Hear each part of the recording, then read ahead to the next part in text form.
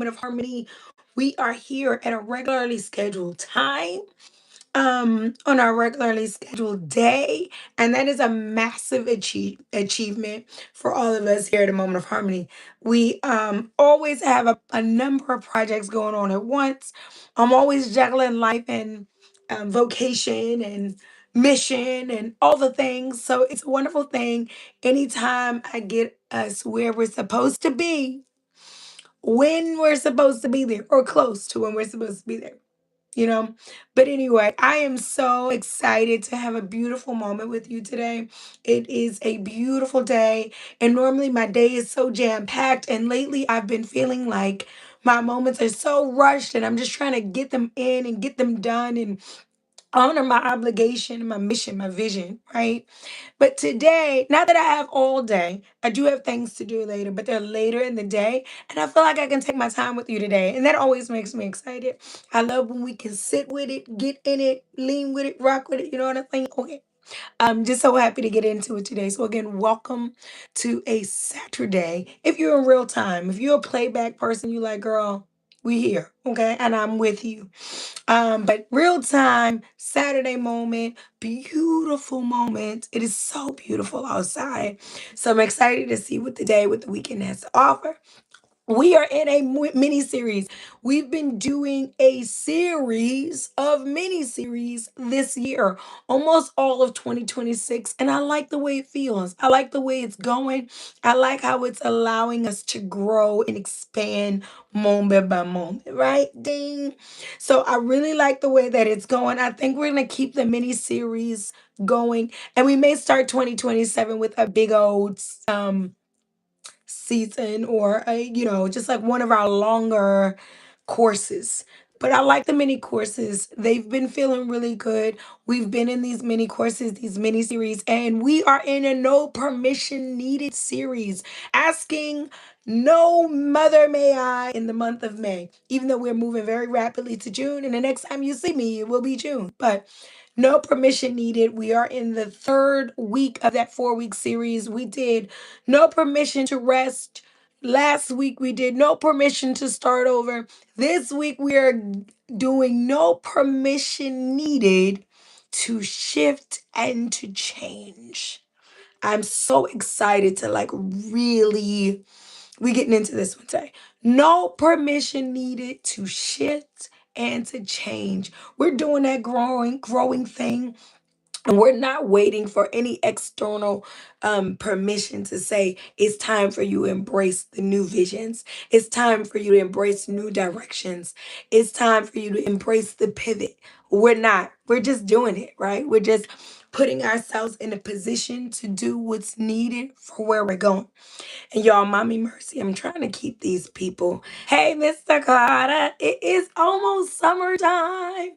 And you know what? On Memorial Day, the pools were supposed to open, but the weather was like, I don't think the weather has quite reached like 90s and 80s like they wanted it to do consistently. So I know when we crack that first pool, it's officially summer. So I'm with you, Mr. Carter, on that.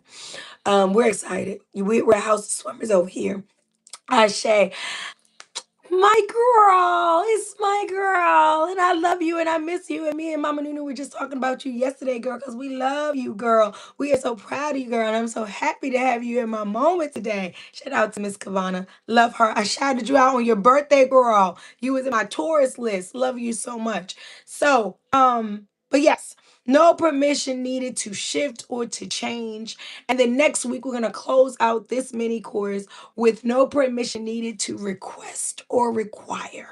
Whatever you require, we're no longer looking for permission to require more, to require extra, to require new, to request. To make requests of the universe, to make further requests of ourselves, and to make requests of those people, energies, entities around us. We got some demands, and we're not hiding from them. That's next week, okay? That's not next week. Peace, love. That's not this week. That's next week. This week, no permission needed to shift and to change. And today's episode is entitled The Change Up. We're changing up on them. The change up, okay? We are all about making those transitions, those necessary makeovers in life, those revisions, those renovations of self and soul, we're going to be doing that. We're not waiting for anything to tell us, is it time to do it all over? Is it time to do it all new? Is it time to make something different of what I have? Is it time to make something more? Is it time to expand? Is that what my spirit is telling me? How can I embrace that? What tools can I use to do that? And how can I feel spiritually aligned in such a mission? That's what we're getting here today. Okay. So, Moment of Harmony, the change up. We're in our mini series. Quick birthday shout outs. Happy birthday to the general. Happy birthday tomorrow to my Juicy Wooski. Looking at my calendar. You're not supposed to say that she can hear me. But my grand girl turns 4 years old tomorrow. Oh my goodness. You know what I'm saying? I was just talking to Baba Kulu. Shout out Baba Kulu last night. Time, I feel like it's the most, we were talking about time and what is happening. But time, I feel like, is the most underrated phenomenon in life. I feel like there's all these phenomenons of life, these wonders of the world that we always explore. And time to me is the only phenomenon you can literally be in it constantly and still never wrap your mind fully around it. Like still never be able to fully grasp what is happening with time and the concept of it and the magic of it and the movement of it. It's just one of the greatest phenomenons, I feel, most underrated. And I feel like people say, like, take your time and don't waste your time and value your time. But this time thing, I still feel like never seems like what it is the more you think you understand it. It's amazing to me. So let me get off my time rant. Let's get into our movement, our moments. The moment is a movement. I like that. Let's get into our moment. That's a movement. Okay. And let's get into it. I think I'm done with all my birthdays. I'm looking at my calendar. May. We have June coming in. Um, yeah, no, I can't right now. I know Pac is in June, but we're not there yet. Like we're not at those places. We got some beginning of June birthdays. I'm right here this weekend. Happy birthday. If you in Gemini season, it's double of y'all in here. I'm seeing double. Okay.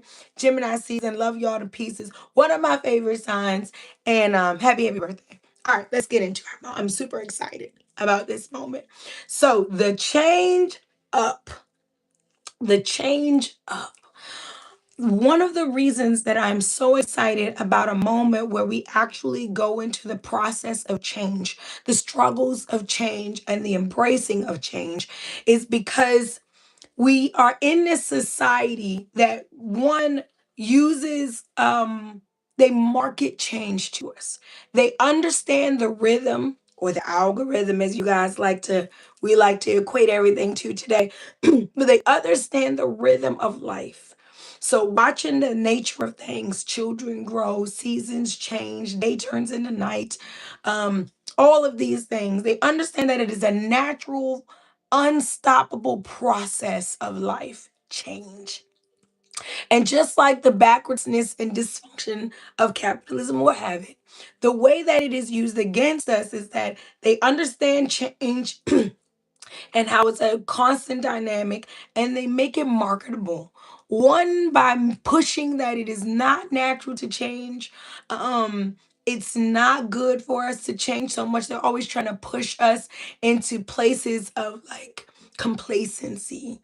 Like, the longer you're married or the longer you work at this place or um the experience, the credentials, you can't get a new job, you can't take a new direction because all of your experience or your portfolio is in this one area. They try to link us or sync us or anchor us to this one monotone, very predictable life.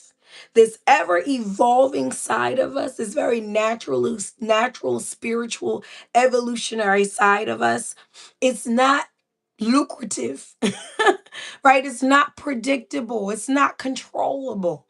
So we live in a society that really pushes us to like, how long have you known this friend? Or, no new friends. And just really pushes us to stay in this place of like the longer, the steadier, the less, more eventless, the better.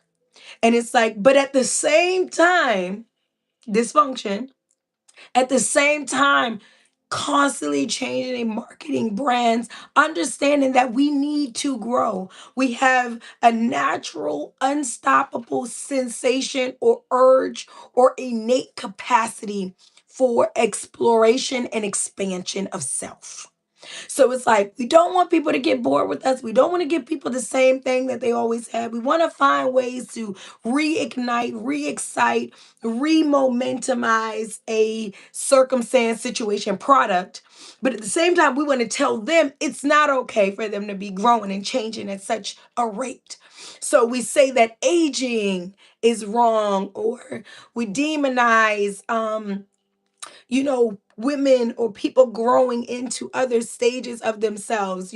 If a woman is not necessarily all about being a mom, she's now wanting to move into another space of herself. And I say all about being a mom loosely as if we had a choice, you know what I'm saying? But when women are like, this is the era. I was watching Mari Housley the other day do an interview, and she was talking about she's been since a child actor, she's been in the entertainment industry, and she wants to take a chunk of her life and just dedicate it to her children. And as they start to go off to college, she wants to come back on and do projects. And the interviewer was kind of pressuring her, like, are you afraid to lose time if you come back as an older woman, or you come back, do you think you can kind of just pick back up where you were? But really trying to discourage the shift that Tamara was expressing and explaining that she was ready for, that she was being called to a shift. And so this is a society that tries to discourage, don't change, don't shift, don't morph. These things make it harder for us to predict what you're doing and where you're going. We like you nice and charitable. What is it? Consensus ready, right? We need you on this whole, we need to be able to project. We need to be able to keep our money and our institutions strong. And we can't do that if you change too much, if you move too much, if you start too many other different things. You were married to this person, now you're married to that person, or you know what I'm saying? So it is a society that, one, leeches off of our innate necessity to exchange change. And it also, so it markets and leeches off of that necessity, but then also very very deceptively frowns upon the change. Live in this neighborhood for forever. Go to this school that's close to your neighborhood. Stay where and just really makes it difficult for the massive life changes, the big start overs. So not impossible, because again, you have agency over self. That's one thing that I really want us to always keep in mind and to harness whenever I'm talking about the structural system that's in place versus what you have for yourself, which is bigger, mightier, stronger, all of those things. I'm never discouraging you, only shining a light on areas that help us to see what's happening to us and what better we can do for ourselves. Okay, so we live in this society that does both, constantly constantly feeds off of that transitional side of us, and then also tries to diminish, desensitize, distract that transitional side of us. It makes to make it work in their benefit. Okay, and the reason that we always feel like change may not be great, it may not be the right time, it may mean that something is off with us, or we don't embrace it with joy and optimism. Fear and listen, your girl's an Aquarius, okay? For those that follow the astro, you don't follow it, don't worry about it. But I am the queen of change. I will I am a go with the flow. Where is the wind? Depending on the color of my polish. Where is spirit telling me today? How do I feel? Where is the sign? Type of girl, okay? But I'm also, where's the data and where's the information? And you know what I'm saying? It's all oxymoronic, but it's me. I love it. Um, so when I get into whatever, I'm like, hey, I got this really good idea. Instead of doing things when my innovation gets going, right? Instead of doing it this way, the way that it's been done for years, what if we spruce it up with it? What if we shift it a little bit here? What if we sprinkle a little bit? What if we, and when I tell you, I'm almost always met, uh, aside from the people closest to me, who are almost ready and waiting for me to come up with a new other way to look at something or do things. But in the professional environment, in traditional environments like the family traditions or the way things are done, once I see that they're no longer working or serving, I'm kind of like, I think a new way to do this would be like, and I'm almost always met with fear, even more than doubt. And I guess they kind of go hand in hand, but even more than doubt, there's this fear of like, well, what if it doesn't work that way? And it always, and we know this way, and we're familiar with this, and I don't know, and all of it. People don't want to say that it speaks negatively about the way something was done. If you find a new way to do all of the stuff that comes with it.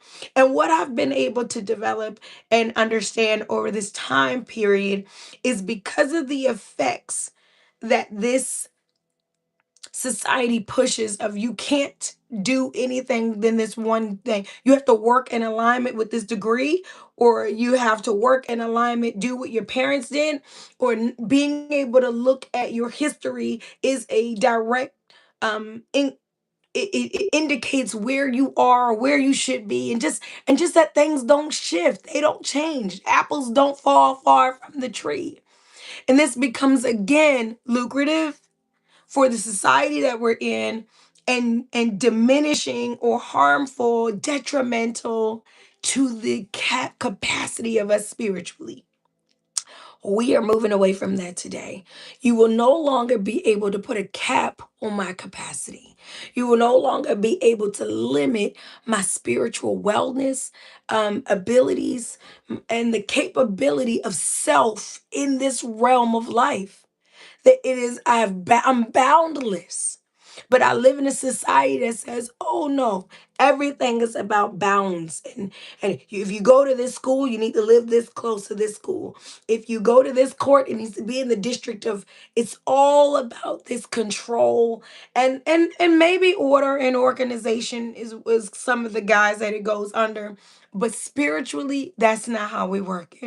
Right, and I want us to move away from that limiting self and fearing change, fearing the shift, fearing following your voice that says you've been here long enough, you've done this long enough. There's another way, there's a new way. Here's an idea, here's a theory, here's a philosophy, here's a way to explore this differently. And you say, like, you know what, I don't want to, if it ain't broke, don't fix it. And it's not about being broken or fixed, it's about being evolved or evolving and growing. So I'm not changing because something is broken. That's another thing that makes us fear change.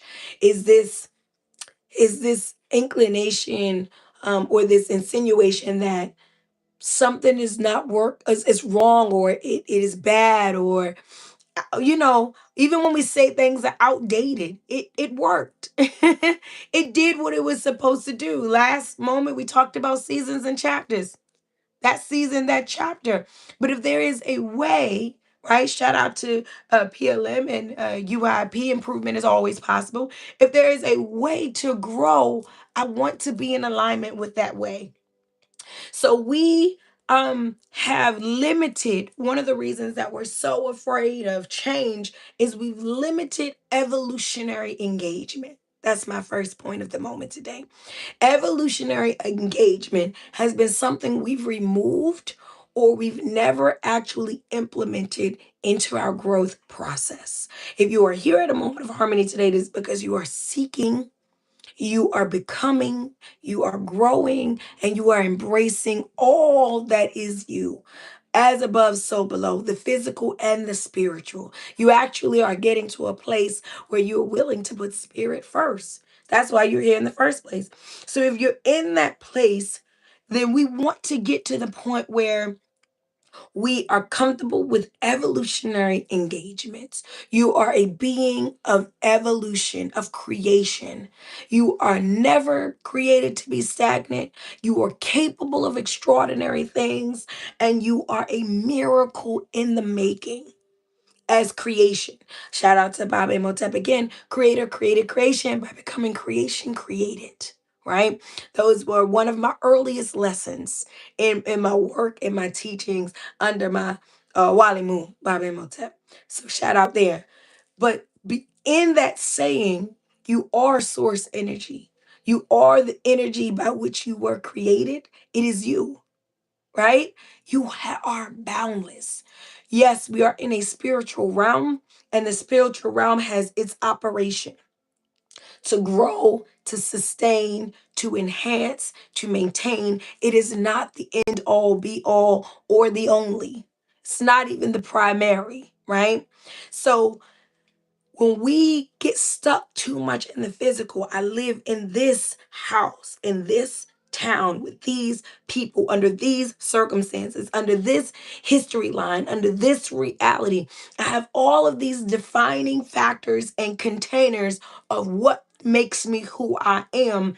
And I'm limiting, diminishing, and deteriorating this ever expanding spirit of mine that was literally created to show me how to forgive more, learn more, lean more, stretch more, be more.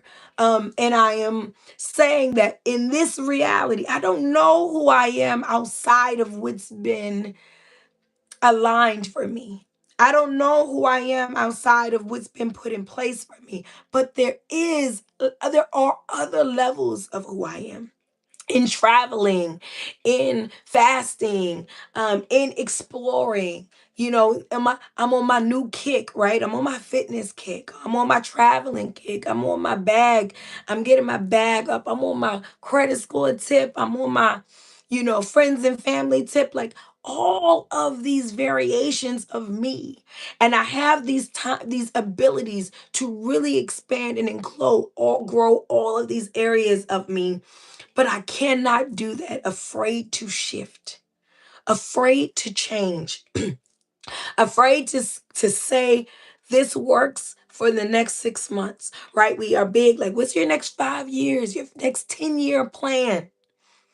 I can give you an outline of what I want things to look and feel like, but I would not dare give you 5 years of what is actually point by bullet point by bullet point. My spirit is so much bigger. And what I'm saying is not that I'm better than anyone else who plans that way, who finds security in those types of things. I just want you to broaden your mind on the spiritual capacity. I don't know where I'll take myself. I can tell you financial goals, career goals. We can always have those, but I can never lock my spirit into what will I be. I don't The way spirit moves is not that way. But again, the charting, the data, the tables, that's very um Eurocentric of us, right? That's very I don't even know if that's the word. That's very predictable of us. That's very controllable. It's very in alignment with the capitalism, a structure of capitalism and oppression. It's like, let's get these numbers done for the next 5 years, right? I'm not the number. I'm not a number. I'm not a number that can be set that don't build your house on me, right? Or in more revolutionary terms, don't build your prisons on my sons. Um, don't build your prisons on my children's and my son's test scores.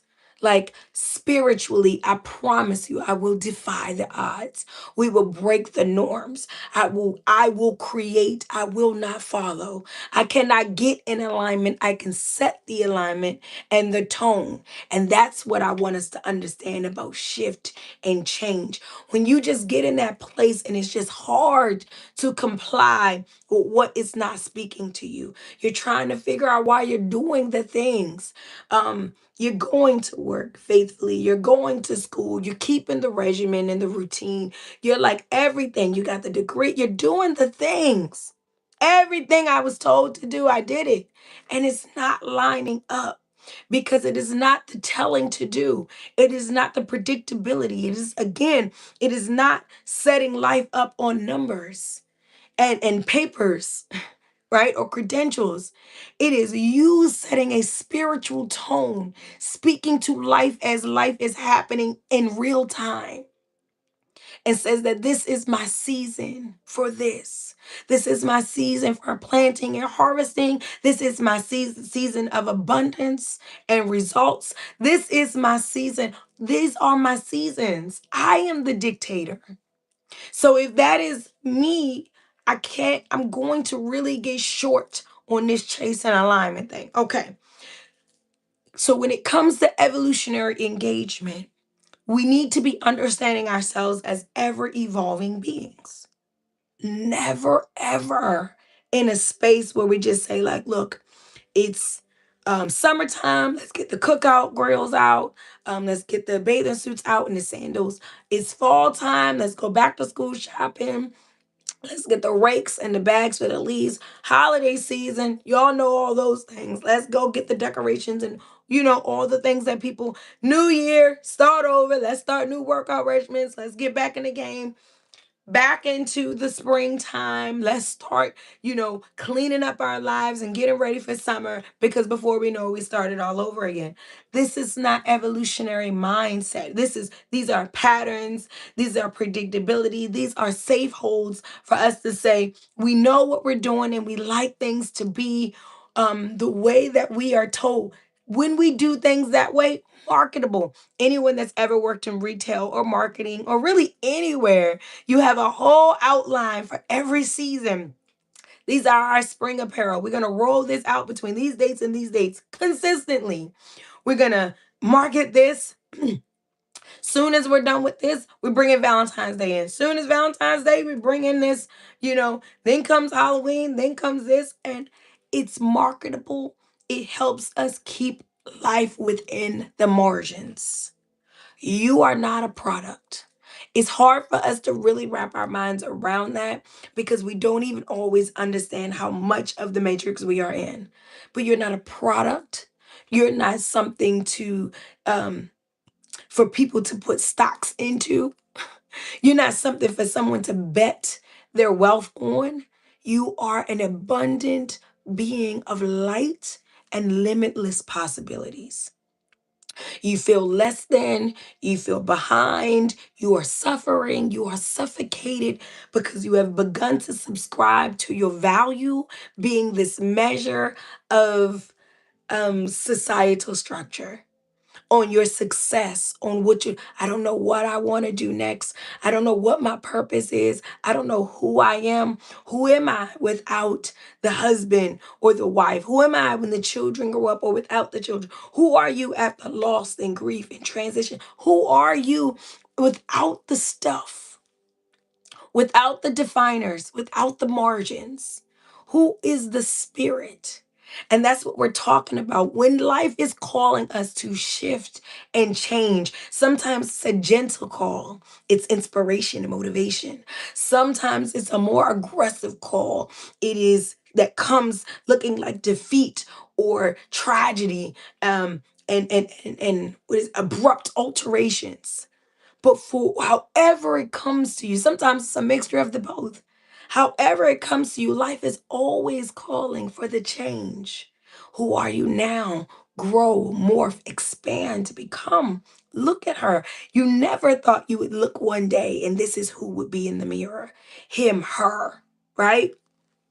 So I want us to be keeping in mind that as evolutionary beings, always make sure our engagements are that of evolution. Evolutionary engagements only. That's what's going to help us spiritually. That's what's going to pull us away from the things that are bringing us down, making us feel like what is wrong with us? How come we're never happy or satisfied? Or why is, how come what looks like it's supposed to make me happy isn't? Evolutionary engagement. Do not get into a job that doesn't allow you to grow the way that you see and feel yourself growing. Putting things to the back burner, compromising yourself will always leave you unsatisfied. Your spirit will never stop talking to you about your mission, your goals, um, and your purpose. You're never going to stop hearing about it. You're never going to start. Now you can try to drink it down, smoke it down, gamble it down, um lust it away. You can try to shut it all up, but it is all coming back to change, shift, growth, evolution, next level of life shows us this all the time. We wake up one week, we're one way, especially those going through the life changes. You wake up another week, you feel another way, you think another way. How could I ever have gotten this unbothered? How could I have ever gotten this comfortable in my skin? This is not the middle school Harmony. This is not the 19-year-old Harmony. I am eons away from her because evolution is who we are in growth in spirit and being. So make sure you only have evolutionary engagements. I only exchange romantically, professionally, familiarly, in ways that allow growth. And one of the reasons that things change become so hard for us is because we didn't make room for change. Oh my goodness. We didn't make room for it.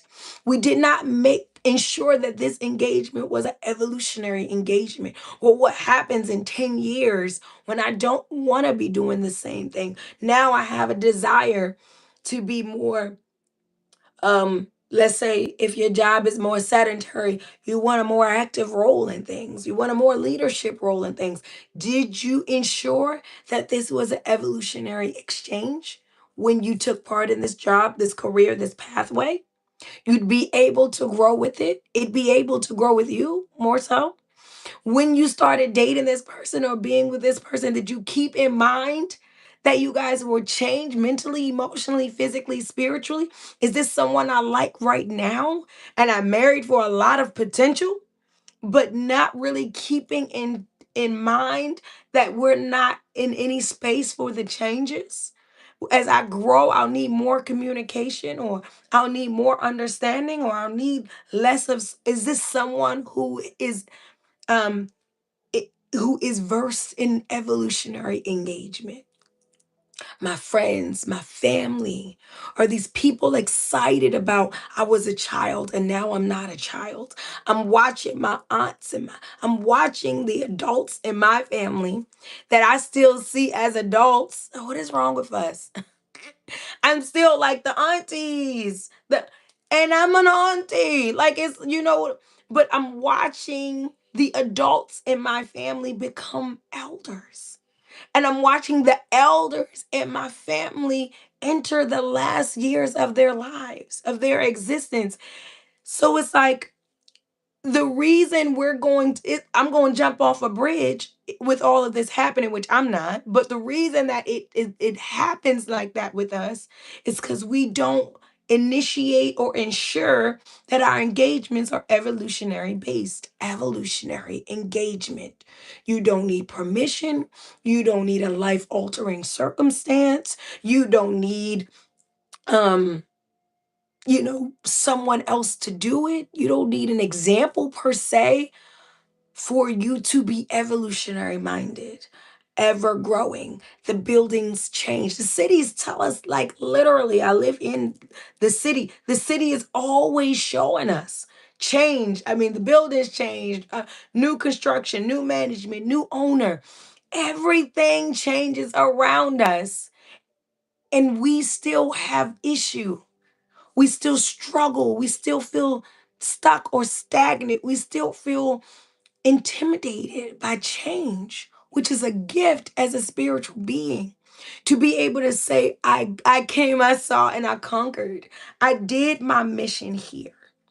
My grandma used to watch the show that we were into called Touched by an Angel. And the angels, and I always relate to this now that I'm grown up, but the angels, they all had different roles and jobs. Della Reese, I'm telling my age, right? I think she was like the highest angel. But we were children, so I don't know all the, you know, particulars, but I do remember a great deal of the movie as I refer to it today in my own life, or the TV series. Excuse me, but the angels would be on different missions every TV show. So in every TV show, every episode, they would be completely different people on some type of mission to come in. You know, like they may work at a hospital and one of them is a doctor, one of them is a nurse, one of them is a patient, but they're all in this hospital and they have a mission of the people in this hospital, or a person or a storyline in the hospital. The next thing, they may all work at a school, or they may all live out on a reservation, you know, and they all have different roles. But to say, to bring back to what we are saying, this life is like that. You don't really always know where you are being put, where you are being needed, or where you are going to show up. So we're talking about fiction when we talk about touched by an angel, but there's a lot of time my life feels like that. I feel like I'm on one road, and then I can hear or feel like this is the person you're to be connected to now. This is the space that you are going to nurture and hone in on. This is where your attention is to be allocated now. This version of yourself, this level of yourself, this is what you'll contribute to this, and this is what you'll gain from this. And then 6 months later, you could be somewhere else. A year, 2, 3 years later. But I'm saying life works with us in that way. Maybe not as sporadic or unstable as just, I don't know where I'm going to be, but more open to the possibility and the mindset that where I was, it's not the place always for me to be. And that's okay. What I believed, what I did there, I don't have to be tied to something because of what it once meant to me or what it once held for me. I can be gracious and give thanks, and I can be kind, and I can evolve, and I can feel gratitude and renewal and happiness in the evolutionary process. I do not have to be stagnant minded. Now, so the change up, when people say, oh, you changing up, you getting different, making it, insinuating that it is somehow problematic. Now I get the problematic, I get the downside of like people saying like, oh, you brand new, you know, you got money or you got a new job and you don't treat people the way you once did, or you don't appreciate things, or no, you know, you've gotten away from yourself. That's a whole nother ball game, and that sits more under the guise of inauthenticity and marriage to material and tangible, and just really not being centered in self and allowing self. Because when you grow, you are where you are, and it is a comfortable process within self. Not easy, not uncomplicated, but comfortable in the way you feel. So there is no need to be fake or fraud, because you are on a journey. And you're okay with your journey because you're in the journey one moment at a time. You're not outside of it pretending to be in it. Another story, right? But when I'm talking about the change up, when people say you changing, yes, I am. I'm always growing. I'm always thinking. I'm always knowing that this life sent me here for this time frame. And that in this time frame, I came to be. I was sent here to be. I wasn't sent here to watch from the sidelines. I wasn't sent here to be doing a whole bunch of hoping and wishing. I was sent here to be, to do, to leave my print, to have prints left on me, and to become prepared for the next level of beingness beyond this realm. So I didn't come to play with it. I came to change up, right? That's the ultimate goal. We came here for supreme leveling of self. You came here to get to the highest level of yourself, and to be more patient, you're going to be tested in patience. To be more kind or kinder, you're going to be tested in your kindness and your love for self and others. To have love and to know love and to understand love, you're going to get put through every part of it, the magical and insatiable, and the drag through down at the bottom with the needles and the glass and the mud. Okay, you are going to know the process of life if you allow yourself to shift and evolve through it. That's the only way you know it. Wisdom ain't never came to nobody who sat still, okay? Or for anyone who doesn't, um, wisdom has never shown up for someone who is not going on a journey in order to explore and to gain the wisdom. Nobody gave nobody wisdom. No one has ever given anyone, given them wisdom, okay? So, yes, I'm here for the change, but I'm here to change up. Okay, now the change up. So now that we know about, we've gone into evolutionary engagement and the different ways that we're deterred from that and how that should be a mindset always for where we're going, because we'll be less destroyed or shocked by change if we're evolutionary minded. I expect the children to grow up. I expect the interests to change. I expect my mate to shift and need me differently. I expect to need differently. I expect to see things differently. I leave room for everything and grace for everything to grow, including myself. When my brothers died, I was a different version of myself each time. When my children were born, I became a different version of myself each time. Who would I be today if I did not embrace how she changes? How she lives. I have to change up though. But I'm not going down. You're not going to find me out, high or strung out in a cardboard box. You're not going to catch me on nobody's pole. I'm not changing down. That's the only problem with shifting. It's sinking, which is really not shifting. It's the sinking. Not sinking. I'm changing up. I have things to do. I have places to go. I got a reason that I'm here, boo boo, and it's not always the clock in and clock out. That's part of it. It's formality. I'm surviving. People got to eat. You know what I'm saying? But that's not the reason I'm here. And I won't find the reason. I won't hone the reason. I won't learn the reason and become if I do not allow the shifting. I gotta let it go. I gotta let it in. I have to release. I have to receive. I gotta let life do just like this and have to be one with it.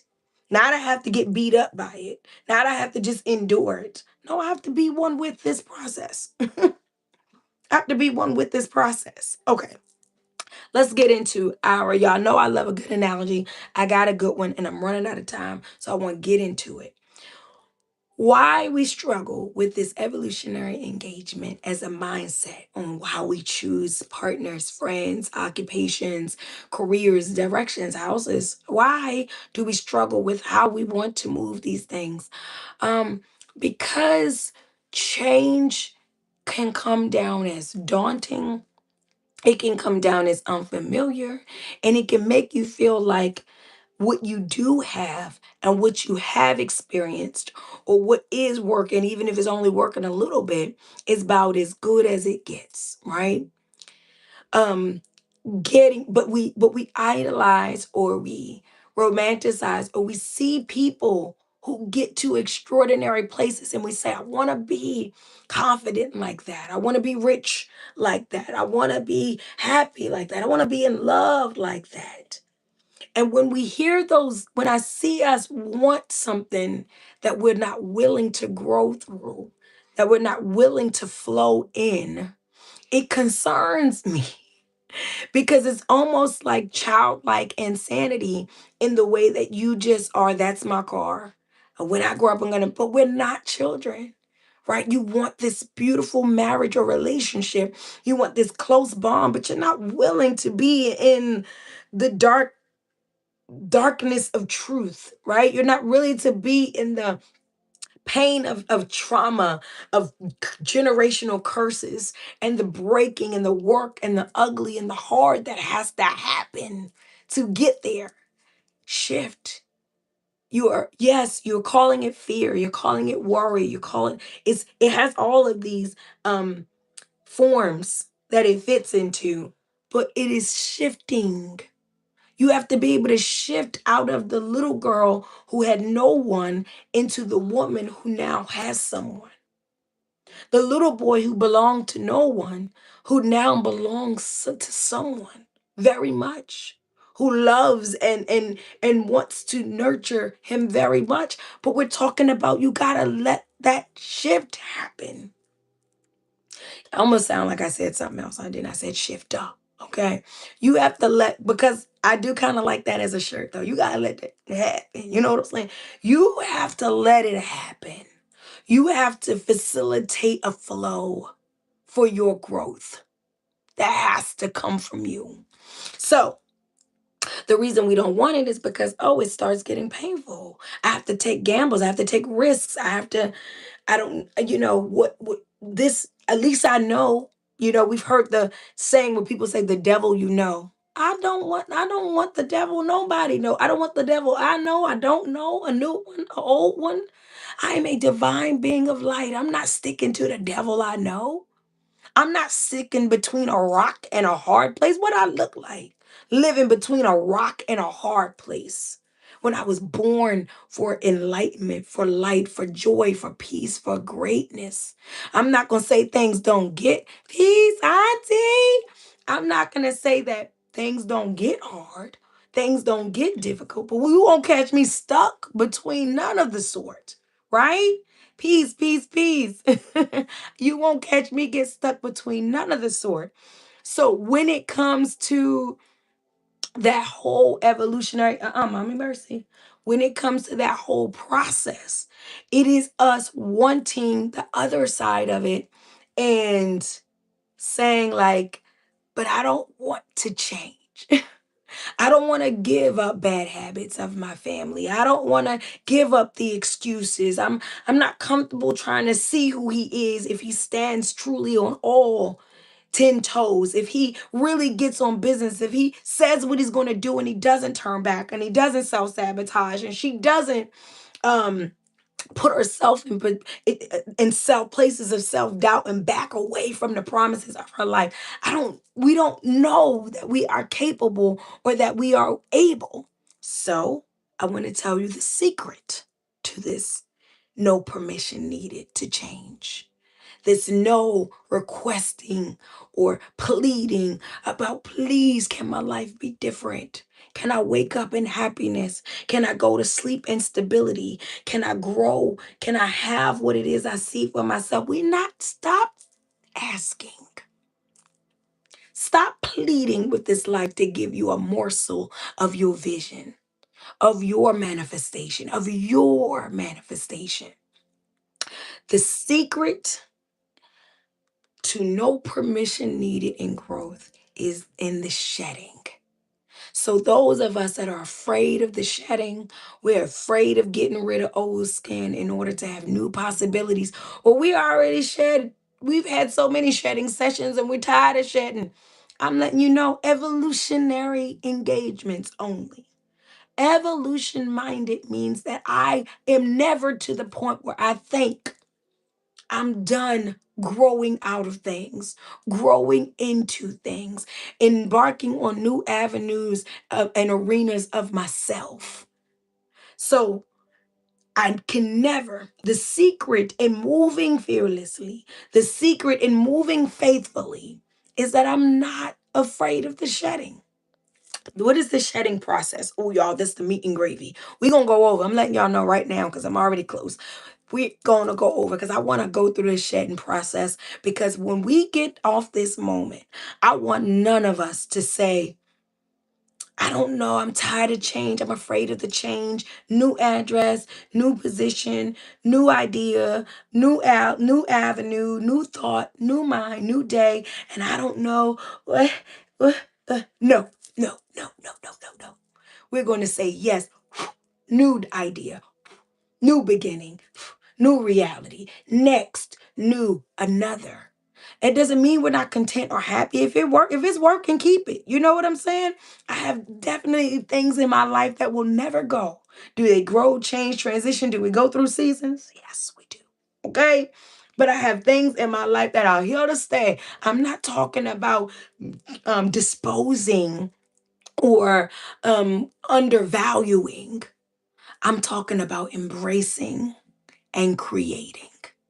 That goes, right? So the secret is in the shedding.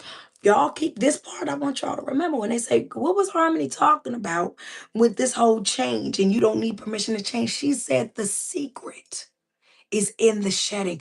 I am at the point in my evolution, in my journey, when I'm hurting, when I am doubtful, when I am down, is when I talk so raw and real with Source in the way that I'm just like, I know that I must be shedding. I don't know what you're taking away right now, what you're moving, what you're revealing, what you're pushing me to rediscover, but I understand now that at every time I came into a dawn, a sunshine, the joy that comes in the morning, every time I woke up to joy, it was a long, cold night. Long. I mean, sometimes years of night. You know what I'm saying? So now, thank you, Auntie. So now I'm thinking, listen, why do my aunts get on here and do this to me? Y'all, I come from some big women. They some listen, shoes to fill, okay? They like to come up here and then I'm in my flow and then now I'm sweating. You know what I'm saying? Now I'm sweating. So we get in there and we say, now I just start to talk. I talk to the creator in that way. Okay, you shedding something, it hurt, my heart hurt, I can't eat. Whoo, you moving something, right? Because I now understand that when the shedding is happening, it is not cruel, it is not punishment, and it is not confusion. Listen, people, I'm in it. I'm in it. It is not cruel. It is not punishment. It is not confusion. Oh, but it feels very confusing. These people don't know what they want to do over here at the job. The kids don't know if they're coming or growing. We don't know what's happening. It is not confusion. It is a natural process of becoming. The only way it becomes confusion is when you don't embrace it, when you hold on to what is being pulled apart from you, untethered for your next level, when you are being lifted and you are being anchored by something else, that's when this thing starts to become pure chaos. The secret is in the shedding. That moment right now that you don't want to be in. The decisions that you don't want to make. Oh gosh, don't I know it? The choices, Mommy Mercy, the choices that you don't want to even have to go ahead and initiate. That's it. Okay? The secret is in the shedding, the things you're doing under pressure, the compromises you're thinking about making, the rope you're thinking about letting go on. The secret, the shifting that you are seeking, that you are running away from, boo boo, is happening with or without you. I'm gonna tell you, these children growing up, whether you ready for it or not, this life is changing. The societal structures are shifting, crumbling in front of our face. You're not going to stop change. You can only complicate it. That's what I want us to understand about the shedding process. You're not going to stop peace. Thank you. You're not going to stop change. You can only complicate it or you can become one with it. Embrace it or complicate it. That's all you got. Okay? And once you embrace change, it speeds up your process of evolution. The goals are closer. The joy is closer. That morning joy we talk about closer, okay? It's closer. Your arrival for this particular season, for this particular or specific goal, you're closer. You can't stop it. So let's embrace it. Now, how do we embrace the shedding? Why don't we embrace the shedding? Why are we so afraid of it? Let me talk about the shedding process. Y'all sit with me. It's going to go long. Sit with me for a minute though. The shedding process, okay? This is what it looks like. I'm using the analogy of I got my notes over here too, y'all, so I'm going back and forth. But I'm using the analogy of the snake, right? Of course, I had to use a snake. When I go to shedding, I want to go to a snake. Even though the snake is not the only reptile that sheds skin when they grow, but I want the snake because I like the snake's process. I'm going to tell you what I like about the snake's process. When snakes begin to shed, they go through 3 steps of a process. They go through a peeling process, They go through a they go through the peeling process, which is kind of like a post peeling, or the part before the peeling process, and a post shedding process, right? Stick with me, stick with me, stick with me. um they go through these processes. It's not a one. Like my brother, love and light to my big brother Majestic, he was an animal lover. Ugh. We at one point had 7 dogs because of him. Disgust. That many dogs. I know it's dog lovers out there, but all the dog, he would bring animals all the time. And that's why I say it was gross, because y'all don't know what we had to deal with. 7 dogs at one time. He would always be rescuing animals. He had snake. He loved snakes, loved them. He had pythons, plural pythons, right? And so for anyone who's had to live in a space where you see reptiles, you one day see the snake skin, and sometimes you might notice that it's starting to shed. And you see the snake skin, and you're like, oh, it's getting its new skin. And you think that process happened just like that.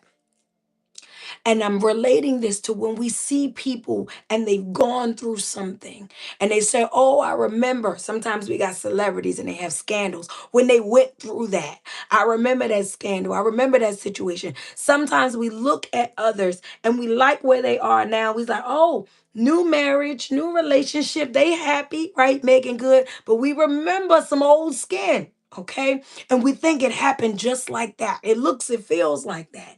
Skin shed, new life.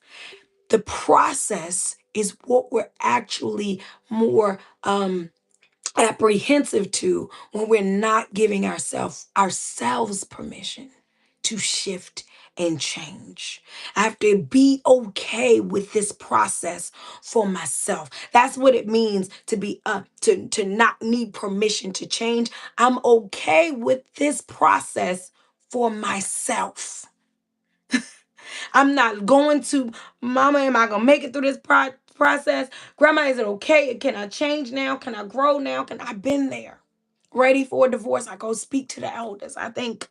But I know what spirit is telling me. I know what my heart is speaking to me. I know the reality that I'm living in and how it's underserving and I am more deserving. Okay.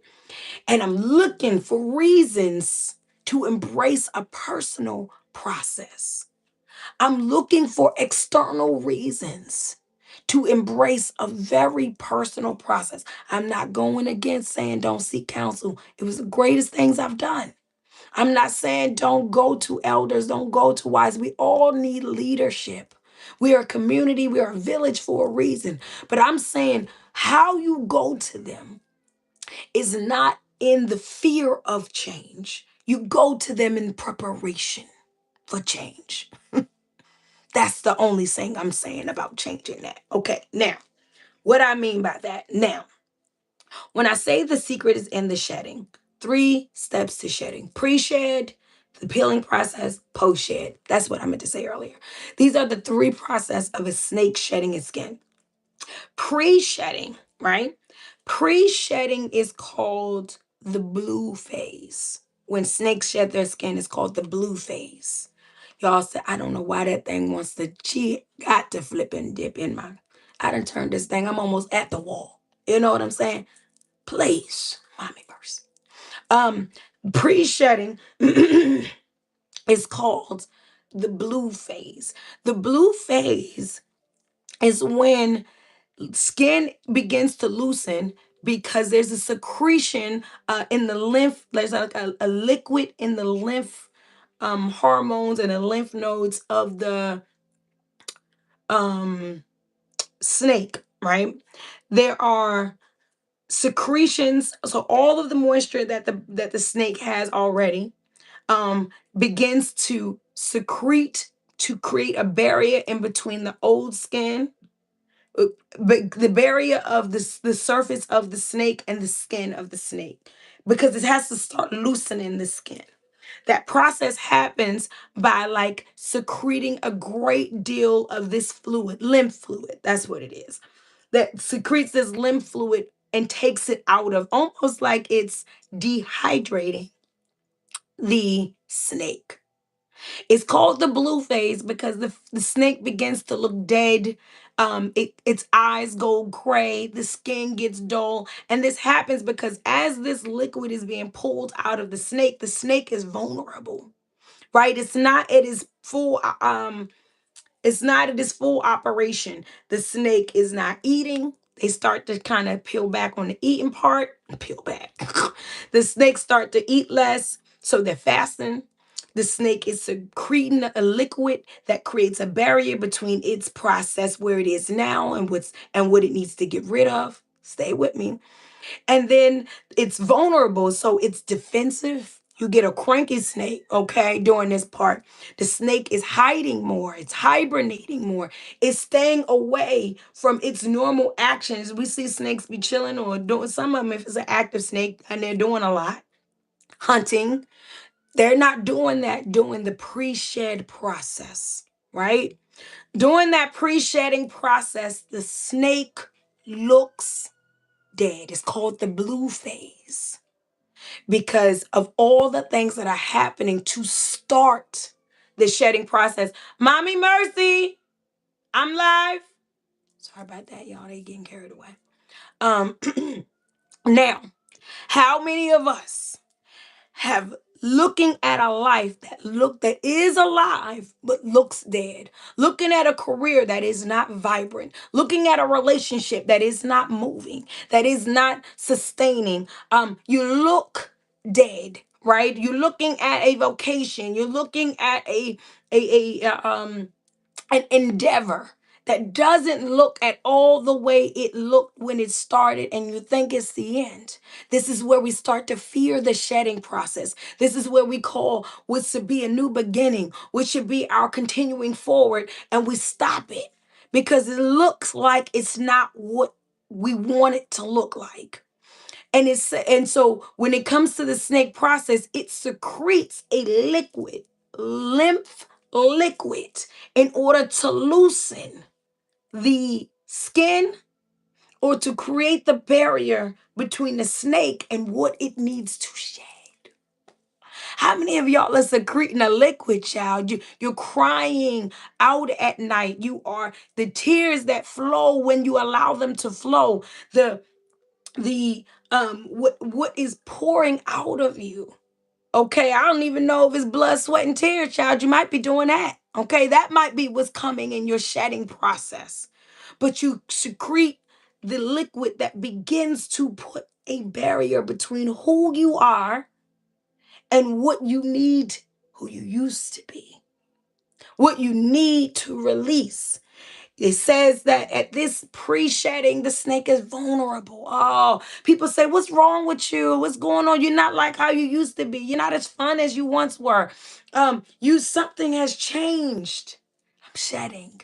I'm changing. And I have not romanticized shifting and growing. And I have not asked permission. I am doing what life is showing me. It's dead. It looks blue.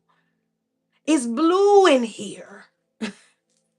I'm not excited about this. I'm not motivated about this. My spirit does not rejoice. I have spared, I have served my time, or I have sown a season in this skin. I've sown a season in this skin. Child, I have had many skins.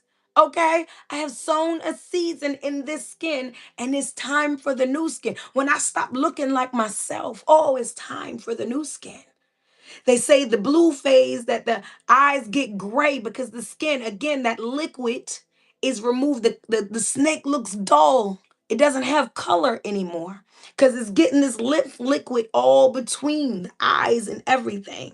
This is the pre-shedding, the blue phase, the liquid that secretes between the old and the new. Listen. That's that process. So we know when we need, again, sometimes we'll get depressed here. Sometimes we go into the hibernation and we don't come out. Sometimes we don't allow the process because what comes next is even harder than the blue phase. You say, what's harder than things just being stagnant? Than life just not being vibrant? What's harder than me just being anxious or depressed? What's harder than me being hopeless and down? What's harder than that? The next phase. This is why we don't get to the shifting. the way that we need to because it's harder. It gets harder, right? But here's the next phase. The next phase is the peeling process. So we thought the pre-shed was nasty when life was preparing you. Ooh, the shakedown. I don't know what's happening. Am I in a retrograde? You start to look, what is everybody tripping? What's happening? Oh no, no, no, no, no. You're being prepared to shed. It hurts. You just in the you pre- okay, but it ain't happened yet. You've been prepared to shed. You already, your life has already begun to loosen you. Who and it's scary and it's painful and it's worrisome. And it makes you look at yourself like, who am I even? You're becoming someone else. You're becoming the next version, the next chapter. So here we go. We're in the peeling process. The peeling process is when the snake's skin loosens to a part. This that it begins to rub itself. So a lot of us think a lot of us think that in the shedding process, or maybe we think that snakes just crawl. I used to think they just crawl out the skin, right? They get dry and then the skin peels and they just kind of they don't have hands. Snakes don't have hands and legs. How are they coming up out that skin? They are not just slithering up out of it. Snakes remove the skin in the peeling process by rubbing up against rocks, debris, and other rough and hard surfaces in order to remove the dead skin. Mhm. Snakes rub up against rocks, debris, and any rough and hard surface they can find. We thought the snake was dead.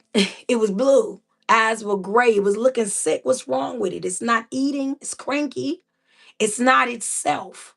Then all of a sudden, the snake starts rubbing up against things the hard way.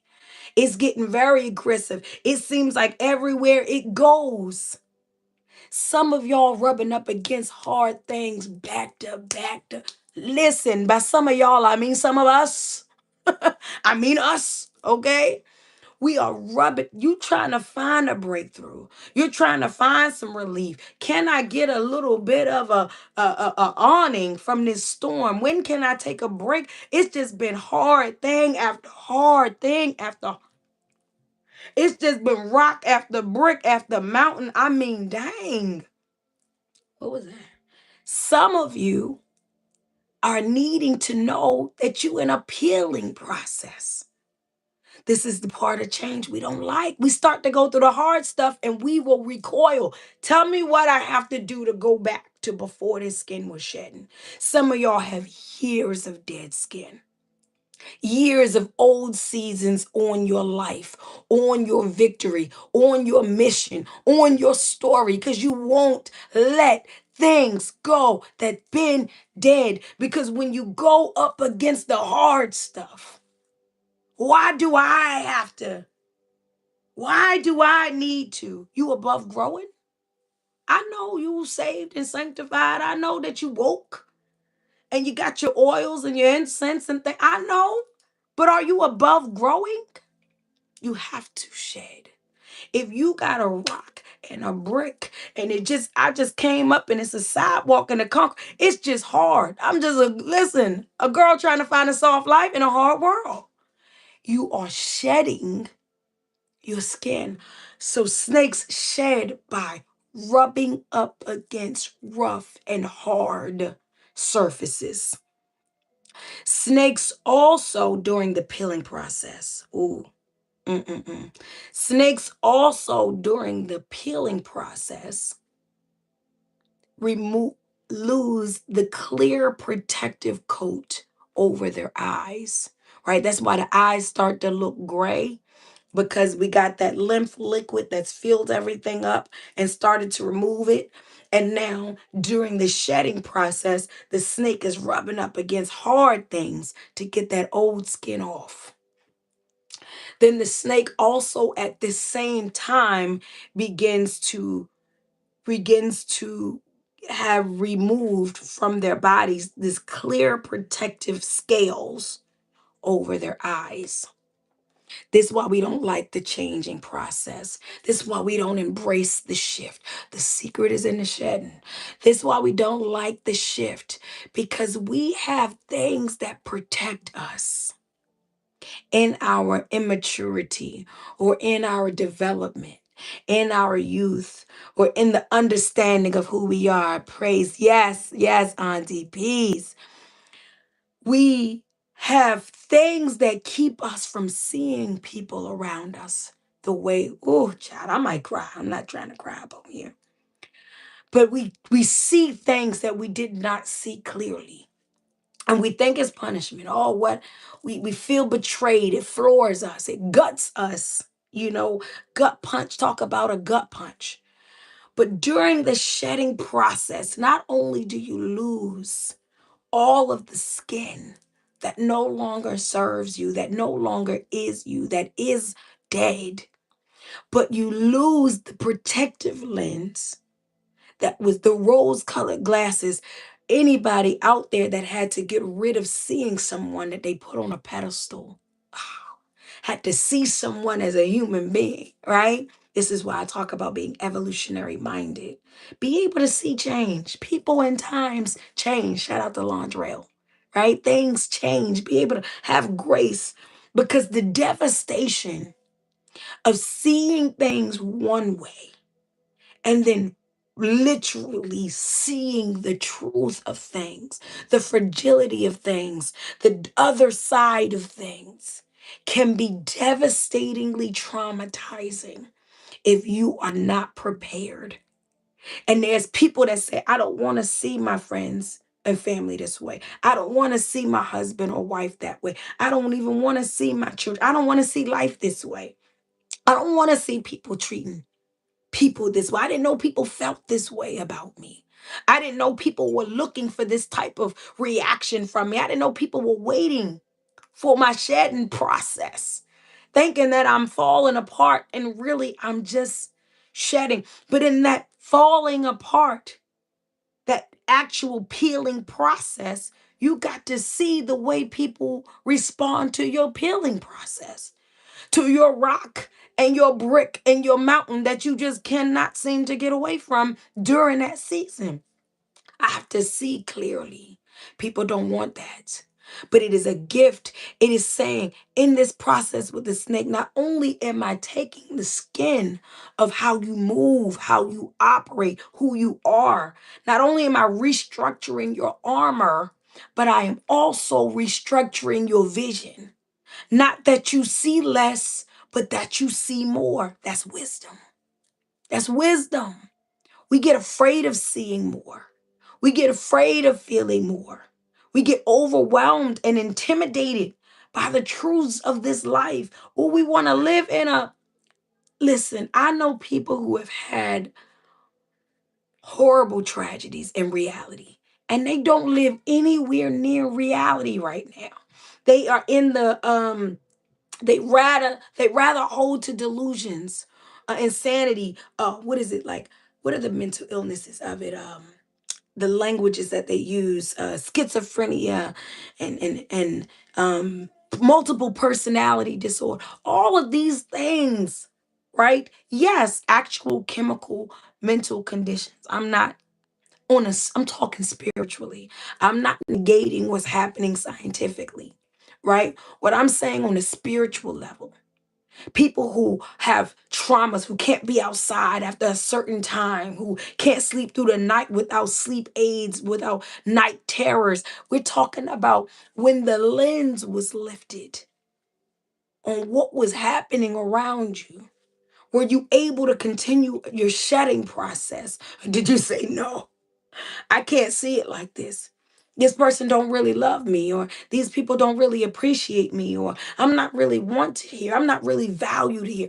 Oh, nothing hurts worse than loving and tethering yourself to something and then to really see the value you have in that situation.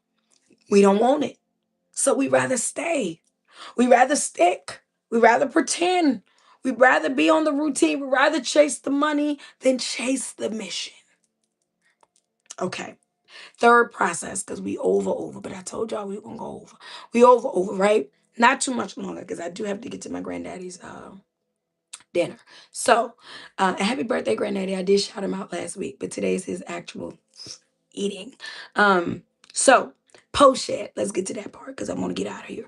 Post shedding process. So pre-shed lymph liquid starts to separate you, uh starts to separate the snake. Snake looks dead, snake's not itself, snake's not feeling good, things have just died around it. What I need, I used to have a desire for food, I had a desire for fun, I had a desire for dreaming. The snake is lackluster. It's the blue phase because the snake thinks it's dying, but it's actually being prepared for shedding. Then the shedding starts. This is where people start playing games. You don't want to shed. You want to backslide. You want to distract. You want to do everything but rub against the hard process to remove the old you. That's the shedding process. It's painful, right? And the snake, and we thinking the snake just crawls. No, snake has to crawl through obstacles to get that skin off of it. Now, post shedding. This is where we say, oh, ooh, the snake has done that. They don't look dead anymore. In the post shedding process, the snake emerges with fresh, brightly colored scales. The snake is back to its vibrant self. Its appetite has returned. It no longer is it's back at hunting. It's back on. I'm back, shorty. You know what I'm saying? Back in the game. The snake has moved past all the difficulty of shedding.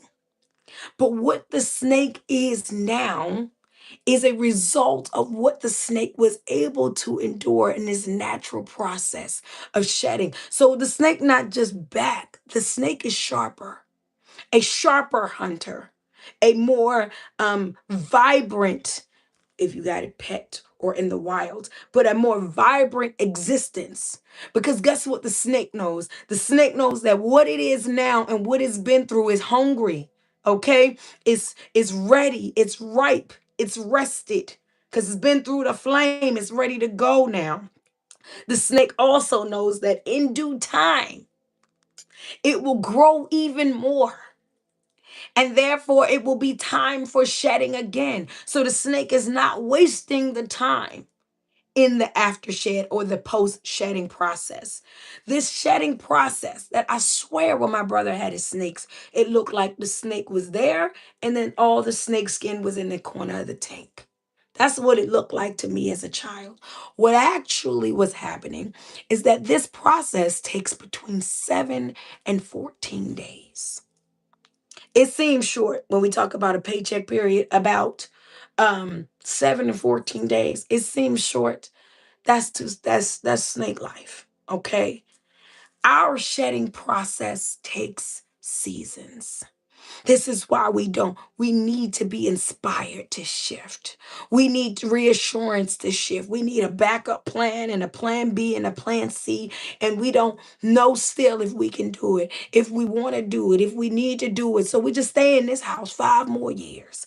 Or I'll just stay in this toxic situation 1 and 2 more years. I don't know what's waiting for me. And every time I try to get rid of it, it hurts. The stripping hurts. The untethering is excruciating. It confuses me. It's not confusion, it's process. But it feels confusing and it feels painful. And I'd rather go back to what it felt like before this. Y'all know I gotta go into my doula analogies because that's what I do. Okay. Every time I say this over and over, there is never been in over 40 babies that I've assisted with labor and delivery. There has never been a mother I saw that right as baby is about to come and things are the realest it's been the whole labor and delivery that she doesn't want to go back. She doesn't either say, I don't want to do this, I can't do this, or she's just like, nothing, forget it, never mind. Every woman, including yours truly, okay, I have given birth to 5 people, 3 of them all natural. I have always been in a place This ain't happening. I don't know what I was thinking. What was I thinking? Not doing this today. And your whole team have to say, boo boo, it's happening. Okay. But if we start to go through that post shedding process, 7 to 14 days for the snake, and that depends on the age and the health of the snake. It depends on the age and the health of the snake, of how long the shedding process lasts. We're talking about our mental wellness. We're talking about our spiritual grounding. We're talking about our environmental support. We're talking about our awareness of where we are. The age and the health of the snake dictate how long it goes from old skin to new skin. This is why we are here today. This is why we work on our mental, our physical, and our spiritual, our financial on a regular basis. We focus on it, we prioritize it because the shedding is inevitable. You can't stop change. You can either embrace it, expedite it, or you can challenge it, complicate it.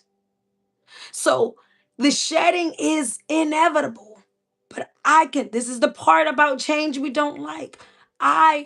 Or that should be more embraced. We can change or we can control how the process is. At this point in my life, I go through all the stuff. Oh, but I don't take a broken heart the way my 17-year-old takes a child. That baby's, listen, y'all pray for me with a 17-year-old teenager. She slides down the wall at every betrayal, every friend betrayal. Every time this ninja say or do something wrong, it's the end of the world. The age and the health change the shedding process. Teach our children to shed. We don't do that by lecturing them. We don't do that solely by just telling you going to shade is going to hurt. We do it by shedding better ourselves. We do it by shedding transparently ourselves. We do it by shedding with the understanding, with faith and hope ourselves. Teach them how to shed better. Shorten that process for them. Ease the process for yourself. So depending on the age and the health of the snake, this process could be long or it could be short. Okay? But it's going to happen. The younger the snake, the more rapidly and the more frequently they shed. See, when we think about teenagers and the moving of things, they're not as set in their ways. They don't change, they don't shed well, but they shed more.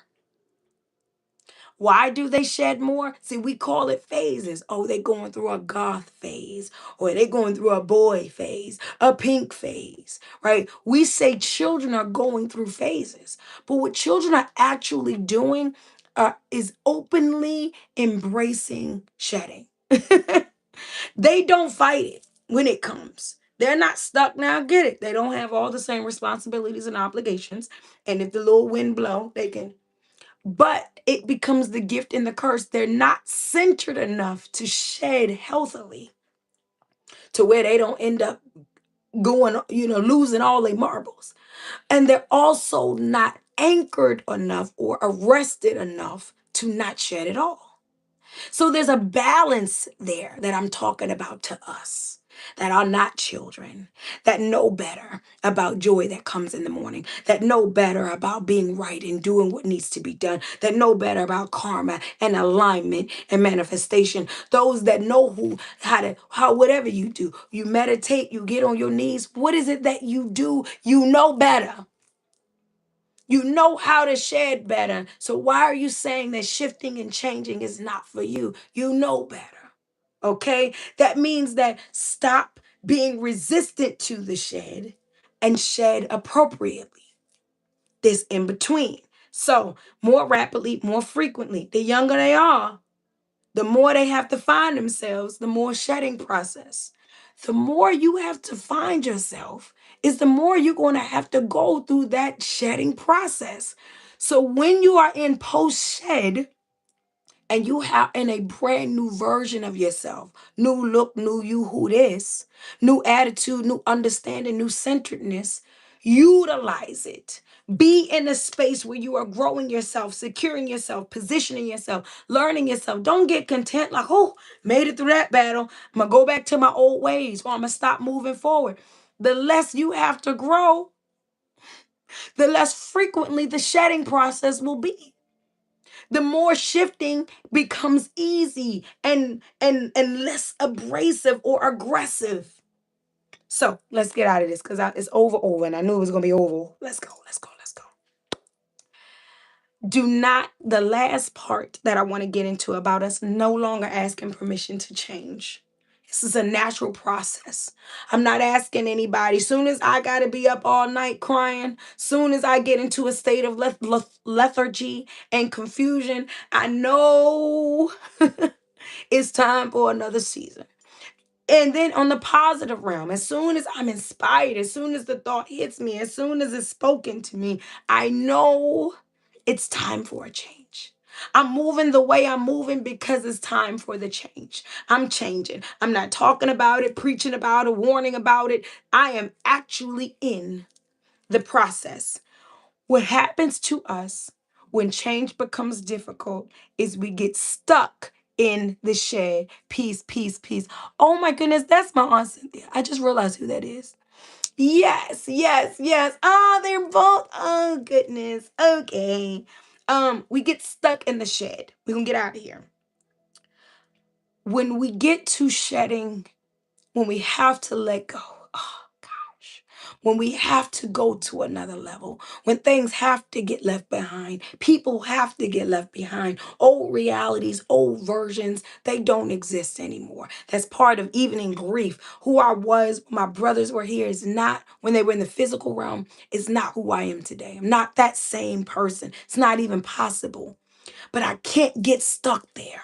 The inability to grow, the inability to expand, the inability to continue to dream, to live this life, to breathe the breaths, to embrace the evolution is when you get stuck. That's when life becomes unbearable.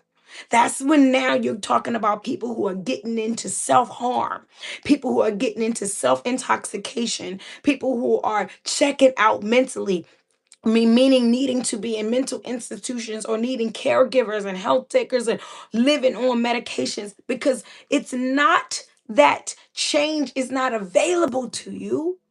It's that you mistook change for trauma. You mistook change for the end. You got stuck in a shedding process.